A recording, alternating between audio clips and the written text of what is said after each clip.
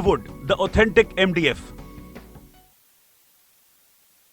मुद्दों पर आज सवाल उनसे करेंगे, चाहे फिर बात स्वास्थ्य की हो, शिक्षा की हो, यहाँ पर उद्योग की हो, रियल एस्टेट की हो, या फिर समाज से जुड़े हर एक तबके के लिए अपने अपने अलग मुद्दे हैं, उस पर चर्चा करेंगे। हमारे साथ क्षेत्र के विधायक भी जुड़ेंगे, सांसद पहुंच चुके हैं, और उसके साथ ही साथ आपको ये भी बता दें कि हरियाणा में किस तरीके से विकास हो रहा है, किस तरीके की राजनीति यहाँ पर है, उस पर चर्चा करेंगे। आप सभी लोगों का बहुत धन्यवाद हमारे साथ जुड़ने के लिए।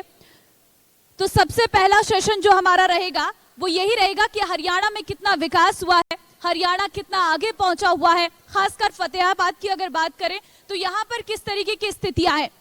इस पहले सेशन में हमारे साथ जुड़ेंगी सुनीता दुग्गल, सांसद सिरसा लोकसभा से, और साथ ही साथ इस सेशन को होस्ट करेंगे सुंदर सोलंकी, एग्जीक्यूटिव एडिटर हरियाणा के। सर और मैम, आप दोनों से रिक्वेस्ट करूंगी कि आप मंच पर आएं और इस सेशन की हम शुरुआत करते हैं। तालियों से जरा स्वागत करिए, क्योंकि मुद्दा हरियाणा का है और हरियाणा की सांसद, सिरसा से लोकसभा सांसद हमारे साथ यहां पर मौजूद है सुनीता जी। उन्हीं से चर्चा आज हरियाणा के विकास पर करेंगे।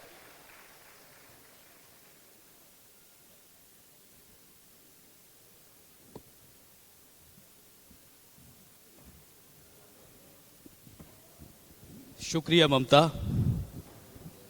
औरत ताकतवर है, बहुत ताकतवर है, इतनी ताकतवर है कि मर्द को जन्म देती है। जी हाँ, स्वागत करते हैं सुनीता दुग्गल जी का, एक महिला सांसद सिरसा जिले से। मैम, सबसे पहला सवाल यही है, आप अमूमन आवाज़ उठाती रहती हैं, संसद में हमने देखा है, लेकिन जो महिला आरक्षण का बिल है, आप घंटों में कई बार बिल पास हो कर देती है आपकी सरकार, लेकिन ऐसा लगता है कि महिलाओं की बात बहुत सारी होती हैं आपकी सरकार में, लेकिन जो महिला आरक्षण बिल है, जो महिलाओं के आरक्षण की बात है, वो दिख नहीं रही है, ना संसद में दिख रही है, ना संसद के बाहर दिख रही है। हाँ, देखिए सर, सबसे पहले तो मैं बहुत बहुत धन्यवाद करना चाहती हूँ इंडिया न्यूज़ चैनल का कि उन्होंने फतेहाबाद जिले को चुना, और यहाँ पर जो आप लोग एक कॉन्क्लेव कर रहे हैं, सभी हमारी सिरसा की जो बच्चियाँ यहाँ पर, बेटियाँ, हमारी बेटे यहाँ उपस्थित हैं, उन सब का भी मैं बहुत बहुत धन्यवाद करती हूँ। सुंदर जी, देखिए ऐसा है कि जब से भारतीय जनता पार्टी की सरकार बनी है, और ख़ासकर मैं बात करूँ माननीय प्रधानमंत्री श्री नरेंद्र मोदी जी की, जो जितना तवज्जो और जितनी इम्पोर्टेंस जो है इस सरकार में मिली है महिलाओं को, मुझे नहीं लगता कि इससे पहले कभी भी, चाहे हम पॉलिटिकल बात करें, चाहे हम सोशल पॉइंट ऑफ व्यू से बात करें, तो सबसे ज़्यादा तवज्जो अगर महिलाओं को मिली है वो तो हमारी सरकार में मिली है। अगर आप देखें कि रिकॉर्ड जो है वो सांसद महिलाएं चुनकर आई, अब मेरी बात पूरी सुनिए जी, सांसद चुनकर आई, और इसके साथ साथ उसमें भी भारतीय जनता पार्टी की जो सांसद हैं उनकी संख्या सबसे ज़्यादा है। अभी की 33% अभी भी नहीं है। आज भी अगर आप देखें तो सबसे ज़्यादा, इससे पहले कभी इतनी महिलाएं मंत्री नहीं बनी जितनी अब की बार माननीय प्रधानमंत्री जी ने महिलाएं जो हैं वो उनको मंत्री पद दिया है।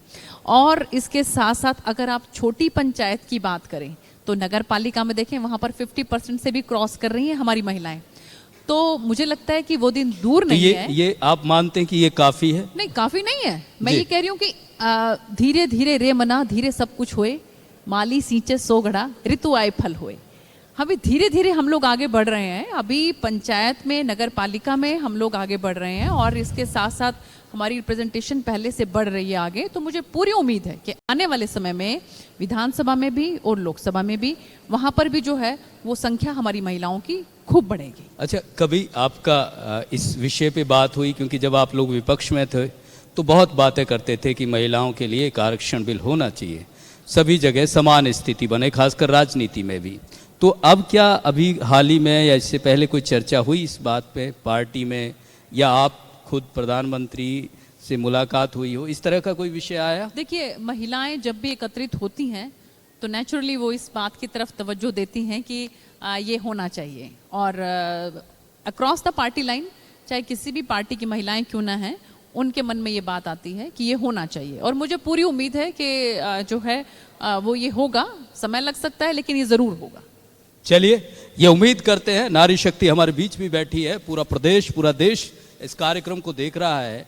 सुनीता मैम ये भरोसा भी दे रही हैं कि इस बात को और मजबूती से उठाएंगी भी और इस पर बात भी करेंगे, और सरकार भी इसको लेकर संजीदा है, ये इनका दावा है। लेकिन मैम एक और बात, आपकी सरकार की योजना की बात करें, किसान के लिए आप कृषि कानून लेकर आए, उसका विरोध हुआ, फिर आप प्रधानमंत्री जी को माफ़ी मांगनी पड़ी, तब वो वापस लिया गया। ऐसे ही अग्निवीरों को लेकर हो रहा है। ये जो 4 साल की बात आप करते हैं कि 4 साल अग्निवीरों को, जवानों को दिया जाए, क्या आप समझती है कि सिविल सेवा में जैसे आप अधिकारी चुने जाते हैं, IAS, IRS, तो वहाँ क्यों नहीं लागू करवा देते ये 4 साल का?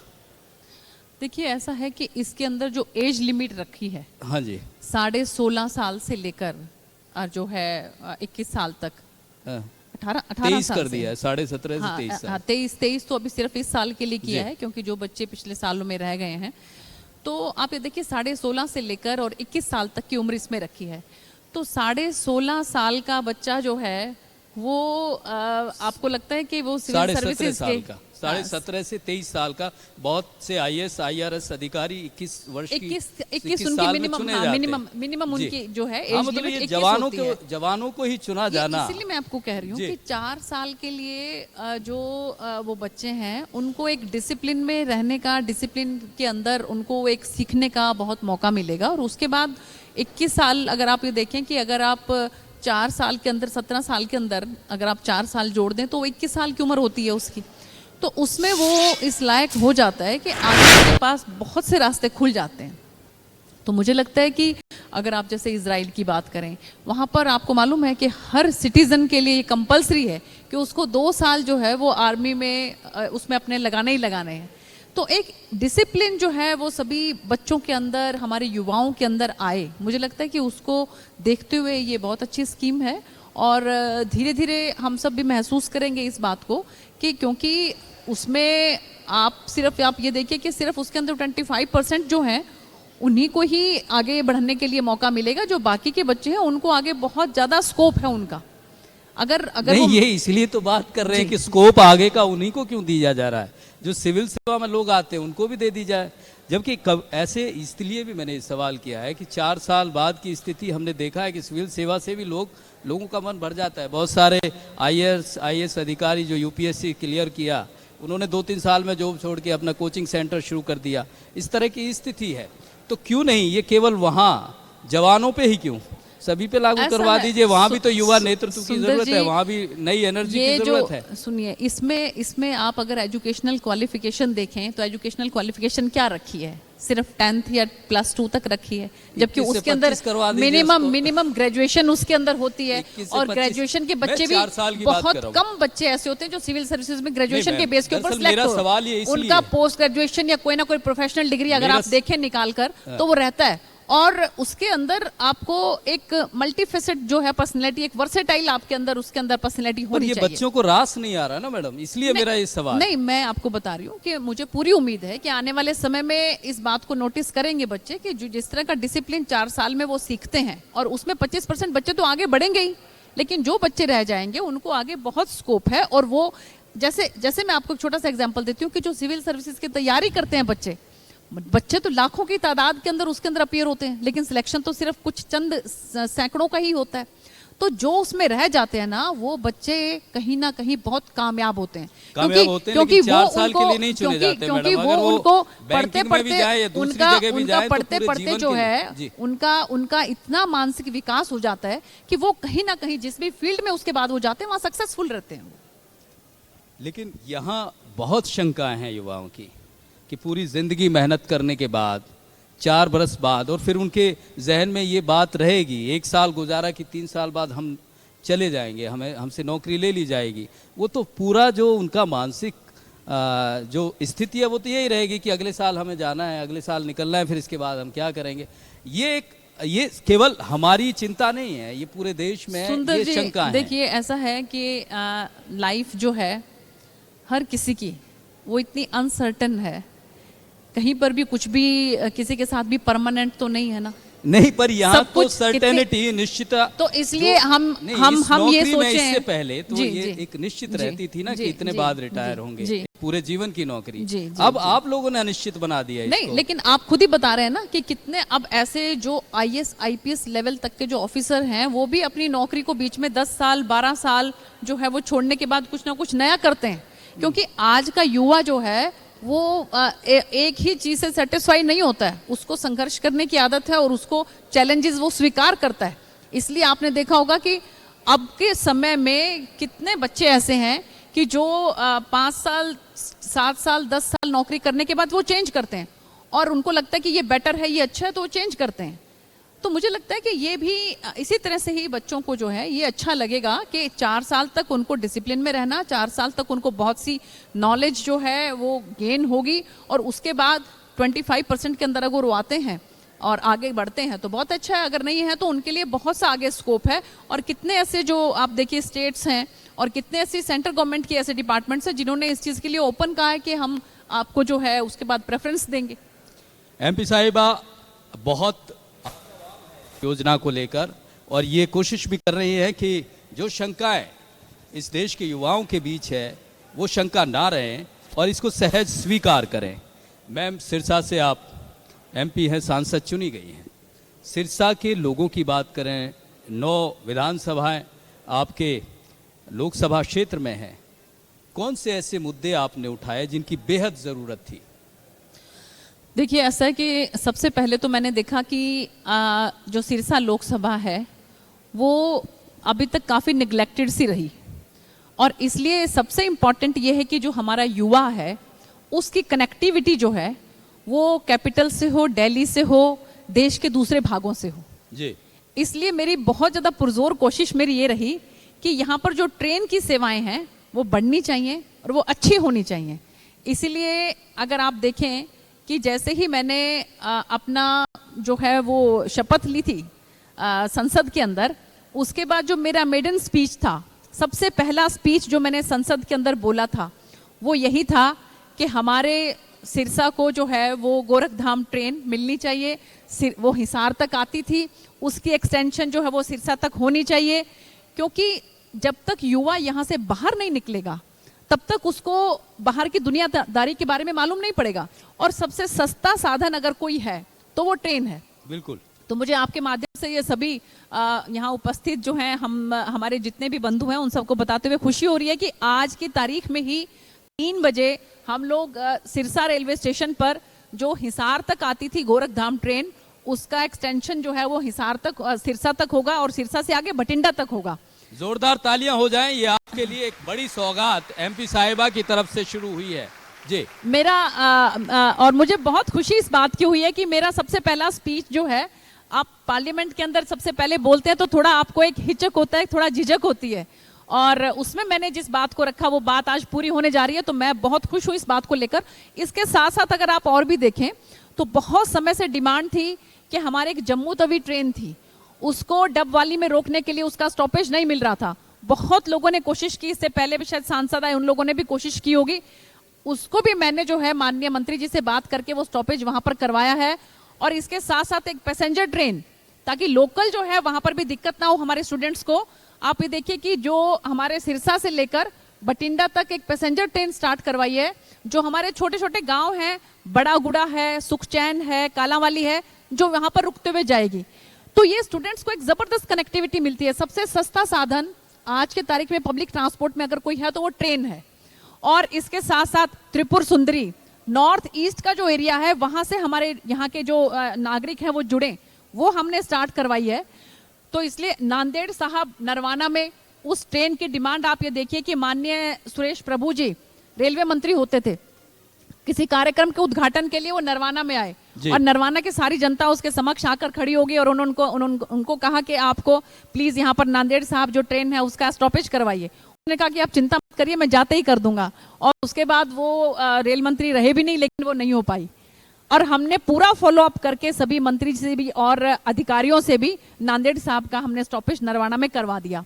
तो आप ये देखिए कि मुझे लगता है कि अगर आप शिद्दत से किसी चीज के पीछे लग जाएं तो मुझे इस बात की बहुत ज़्यादा ये यहाँ पर ज़रूरत महसूस हुई कि हमारे यहाँ की जो सिरसा के जो हमारे स्टूडेंट्स हैं खासकर, वो जब तक आगे कनेक्ट नहीं होंगे। एक हमने ट्रेन स्टार्ट करवाई है, वो गुड़गांव होते हुए, गुड़गांव, रेवाड़ी, गुड़गांव, मानेसर, इधर से होते हुए दिल्ली जाएगी। तो क्योंकि हमारा पूरे हरियाणा का जो इंडस्ट्रियल एरिया है, जो हब है, वो गुड़गांव में है, तो यहाँ का बच्चा जब तक वहाँ नहीं जाएगा, वो कैसे उसको पता लगेगा कि बाहर क्या क्या स्कोप है। जी मैम, जी ये जो शिद्दत है आपकी, जी, ये जो युवाओं को बाहर भेजने की सिरसा से इनको यहीं क्यों नहीं रोजगार दिलवा देती हैं? पहली बात, कुछ ऐसी व्यवस्थाएं, कुछ ऐसी इंडस्ट्री, कुछ ऐसी मदर यूनिट इस जिले में ही क्यों नहीं, फतेहाबाद, सिरसा में क्यों नहीं?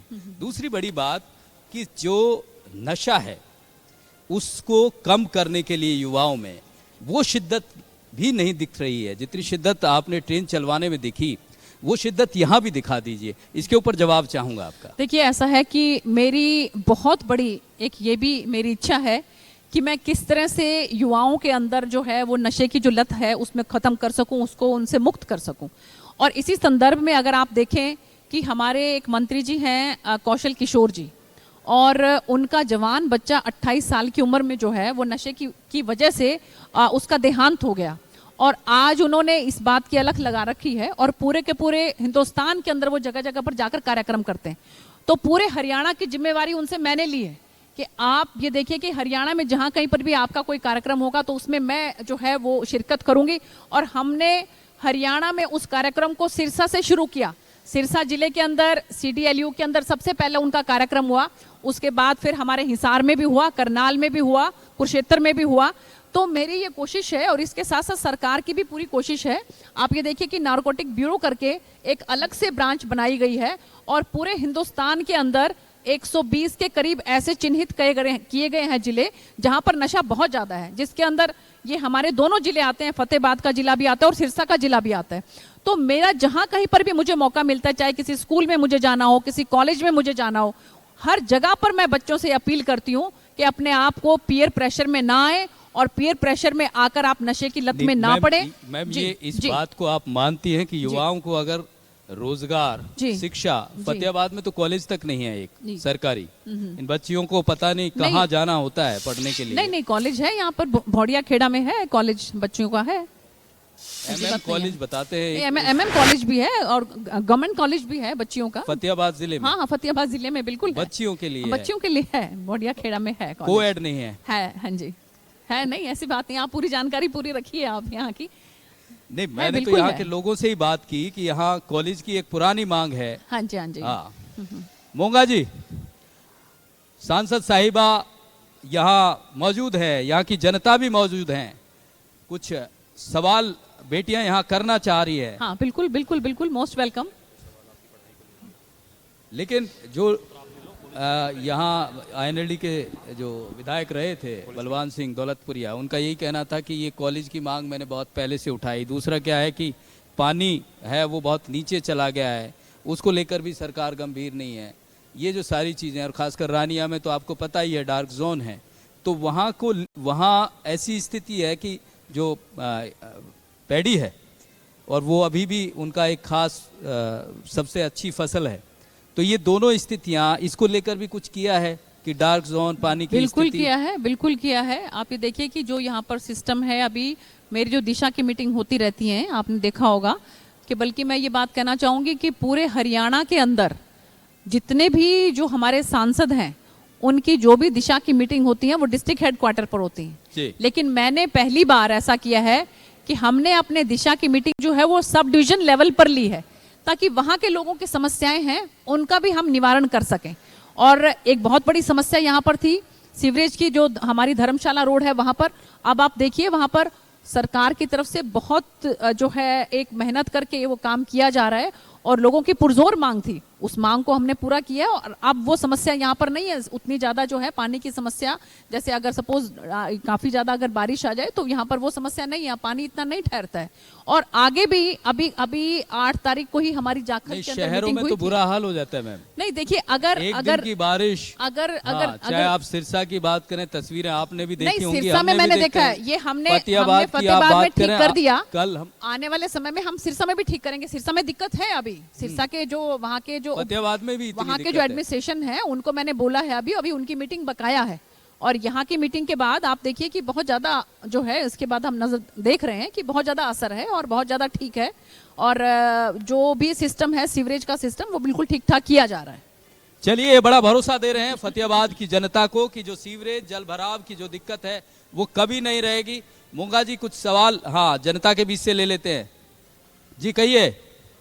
नमस्कार मैडम, जितने भी स्टूडेंट्स आए हुए हैं इनके बिहाफ पे मेरा एक क्वेश्चन है, और इन सभी ने ये क्वेश्चन रेज किया था कि फतेहाबाद डिस्ट्रिक्ट के अंदर कोई भी क्वाइड गवर्नमेंट कॉलेज नहीं है, ओनली गर्ल्स के लिए एक मैम कह रही कि है कॉलेज, गर्ल्स के लिए वो ओनली गर्ल्स के लिए है सर, गर्ल्स के लिए है बोर्ड, बॉयज और गर्ल्स का कोई भी करा क्वाइड कॉलेज नहीं है। और दूसरा जो मेरे स्टूडेंट्स का सबसे बड़ा इशू है, जैसे कि सीईटी का एग्जाम अगर हरियाणा लेवल की बात करें हम, तो वो पिछले 5 महीने से डेट मिल रही है कि जून का, जुलाई का, अगस्त का, सितंबर का, और अब वो डेट नवंबर तक जाती दिख रही है। कोई भी एक सिंगल डेट हमें ऐसा आश्वासन नहीं मिला है कि उस डेट को एग्जाम हो जाएगा, चाहे वो दिसंबर की मिल जाए लेकिन वो 5-6 महीने के बाद वो डेट आ तो जाए।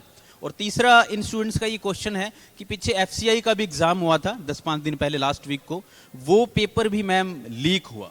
और ये इस प्रकार के दिक्कतें इन स्टूडेंट्स को जो 2-2, 3-3 साल से बच्चे जो पढ़ रहे हैं उनके सामने बहुत ज़्यादा आती हैं। स्टूडेंट्स का जैसे कि आपने बताया कि बोलने का वो नहीं रहता, तो उन्होंने कहा कि सर हमारा ये क्वेश्चन अगर आप उठाएं तो हमें बहुत अच्छा लगेगा। नहीं, अभी मैं बिल्कुल। कहूंगा कि अगर कोई स्टूडेंट और भी कोई क्वेश्चन हो तो वो प्लीज मैम को बताएं। आपका सौभाग्य है कि आज मैडम आपके बीच पधारे हैं। Thank you. जी मैम जवाब दीजिए। देखिए ऐसा है कि स्टूडेंट्स को भी जो है वो आगे आना चाहिए, अपने क्वेश्चंस को खुद भी रखना चाहिए, बिल्कुल मोस्ट वेलकम। और मैं तो हमेशा बच्चों के बीच में ही रहती हूँ, मेरी कोशिश ये रहती है कि कोई भी उनकी ऐसी अगर उनकी कोई डिमांड है तो वो मेरे साथ डायरेक्टली मुझे रखें। तो जैसा इन्होंने कहा कि अब तो सरकार की कोशिश है कि हर 20 किलोमीटर पर जो है वो एक कॉलेज होना चाहिए। एक यहाँ पर बच्चियों के लिए खासकर जो प्रॉब्लम रहती थी, जैसे बच्चियों के लिए तो यहाँ पर कॉलेज है, और एक कोएड कॉलेज जो है वो प्राइवेट है, जैसे गवर्नमेंट एडेड है, गवर्नमेंट एडेड है, वो प्राइवेट तो नहीं कहेंगे, क्योंकि मैंने अभी उसको वहां पर शेड के लिए 15 लाख रुपए एमएम कॉलेज को मैंने दिया था, शेड के लिए भी, और एक और उन्होंने डिमांड करी थी वहां पर उस कॉलेज को, तो वो भी गवर्नमेंट एडेड है और वो कोएड है। लेकिन फिर भी और भी ज्यादा यहाँ पर कॉलेज बने और आईआईटी बने, आईटीआई बने, इस बात की हमारी कोशिश रहेगी। अभी आप ये देखिए कि यहाँ पर जो केवी स्कूल है और या आरोही स्कूल है, नवोदय स्कूल है, इन सब के लिए भी हमने कोशिश करके अभी इस इलाके को जो है वो एजुकेशन के पॉइंट ऑफ व्यू से हमने काफी इसको यहाँ पर इम्प्रूव किया है, और आगे और भी करेंगे। हमारी पूरी कोशिश है कि यहाँ पर इसको और भी इम्प्रूव करेंगे। कॉलेज की मांग है, बहुत पुरानी जी, मांग है। और इसके साथ साथ समझते हैं कि एक जिले के लिए महज एक कॉलेज, वो भी बच्चियों के लिए, इसके अलावा तो नहीं, तो बिल्कुल लोगों की दिक्कत है। देखिए, नहीं, मैंने आपको कहा कि सिरसा लोकसभा टोटली निग्लेक्टेड लोकसभा थी।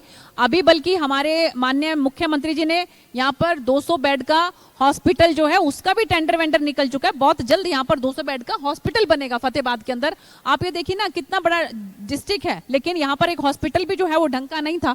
तो यहाँ पर मैंने आपको कहा कि पिछली सरकारों ने कोई काम इस तरह से नहीं किया। जी नहीं, हम इसीलिए तो मैंने आपको बताया ना कि आप फॉर्मेलिटीज होती हैं, कुछ जगह लेनी पड़ती है। 200 बेड का अगर हॉस्पिटल बनेगा, आप सोच के देखिए कितनी बड़ी जगह चाहिए। उसके लिए एक्वायर करनी होती है जमीन, जिसकी वो जमीन होती है वहां पर उसमें एक्वायर करने में भी समय लगता है, तो उसकी बहुत फॉर्मेलिटीज होती है। लेकिन आज की तारीख में सब कुछ फॉर्मेलिटीज कंप्लीट हो चुकी हैं और बहुत जल्द जो उसका टेंडर भी निकल चुका है। बहुत जल्द जो है वो यहाँ पर हमारा 200 बेड का मैम ने कहा है, हॉस्पिटल जो है यहाँ पर तालियां हो जाएं कि फतेहाबाद जिले को एक 200 बेड का हॉस्पिटल मिलेगा, जल्दी तैयार हो जाएगा। जी मैम, ये सवाल जिस तरह से यहाँ युवा हैं बहुत भारी संख्या में, ये जो रोजगार वाली बात है, इसको लेकर भी कुछ ऐसा भरोसा या कुछ ऐसी योजना, कुछ ऐसा विजन जो आपका है, वो और हमारे दर्शकों को बता दीजिए। देखिए, मैं हमारे बहुत से युवा बच्चे यहाँ बैठे हैं, तो मेरी इनसे ये रिक्वेस्ट है कि सरकार की इतनी योजनाएं हैं। स्टार्टअप इंडिया की बात करें हम, चाहे स्टैंड अप इंडिया की बात करें, चाहे हम जो है मेक इन इंडिया की बात करें, या इसके साथ साथ कितनी ऐसी योजना, एमएसएमई की बात करें और जो मुद्रा योजना की बात करें, तो मुझे लगता है कि हमारे बच्चों को चाहिए कि वो इनोवेटिव होके जो भी सरकार की स्कीम्स हैं उसके बारे में पूरी जानकारी लेकर उसके अंदर एक ग्रुप बनाकर, बच्चों का 10 बच्चे जो हैं आपस में ग्रुप बनाकर, और वो कहीं ना कहीं अगर कोई अपना स्टार्टअप शुरू करेंगे तो सरकार को की तरफ से उनको बहुत से लाभ मिलने वाले हैं। अब कितनी ऐसी मशीनरीज हैं जिसके अंदर सब्सिडीज मिलती हैं। अगर एग्रीकल्चर पॉइंट ऑफ व्यू से भी देखें, अगर एग्रीकल्चर के फील्ड में भी देखें, तो बहुत सरकार की तरफ से सब्सिडी दी जाती है। लेकिन हम लोग जो हैं, मुझे लगता है कि एक एक स्टीरियोटाइप ये सिस्टम चला आ रहा है कि हम लोगों का फोकस ज्यादा जो है वो गवर्नमेंट जॉब की तरफ रहता है। तो गवर्नमेंट जॉब अगर इतनी ना हो तो स्टूडेंट्स जो है वो फ्रस्ट्रेटेड फील करते हैं कि भाई अब हम क्या करें। तो मेरी आप लोगों से यही कोशिश है कि आप लोग जो है वो कहीं ना कहीं एक ग्रुप बनाकर अपना कोई स्टार्टअप शुरू करें, अपना कोई अभी पिछले दिनों की बात है, मेरे साथ एक बच्चा जो है वो MBA उसने की हुई थी, तो वो बैठा था, तो वो उसने अपना व्लॉगर था वो, तो जब मेरे पास बैठ के उसने जो उसका खाना था उसने स्टार्ट करी वीडियो बनानी। मैंने कहा बेटा ये क्या कर रहे हो? कहते हैं आंटी ये मैं जो है डेली अपने उसमें डालता हूँ और मेरे आराम से 1 महीने के अंदर 8-10 लाख रुपए बन जाते हैं। मैंने कहा भैया ये तो बहुत बढ़िया है। नहीं मैम, सोशल मीडिया से ही सारी चीजें नहीं चल नहीं, ये मैंने आपको एग्जांपल बताया। बिल्कुल ठीक तो है। अगर हम ये जो इनोवेटिव हो, आत्मनिर्भरता की अगर हम आप बात इनोवेटिव कर रहे हो हैं। तो बहुत सी ऐसी चीजें हैं जिसके अंदर जो है हम कहीं ना कहीं, लेकिन हमें चैलेंजेस स्वीकार करने होंगे। हमें अपना स्टीरियोटाइप सिस्टम जो है उससे थोड़ा सा हटके सोचना होगा, उससे थोड़ा सा अलग हटके काम करना होगा। ये बड़ी बात कही है मैम ने कि आप नौकरी नहीं तलाशिए, नौकरी देने की सोचिए। Yes. कुछ इस तरह की स्थिति बनाइए। बेहद शुक्रिया मैम, बहुत अच्छा लगा। Thank you आपने so much. तमाम, चाहे सिरसा की बात हो, चाहे देश के लेवल पे महिलाओं की स्थिति की बात हो, सभी बातें बड़ी बेबाकी से रखी। बेहद शुक्रिया आपका। Thank you so much. Thank you ji. Thank you. Associate sponsor, Nuwood, the authentic MDF.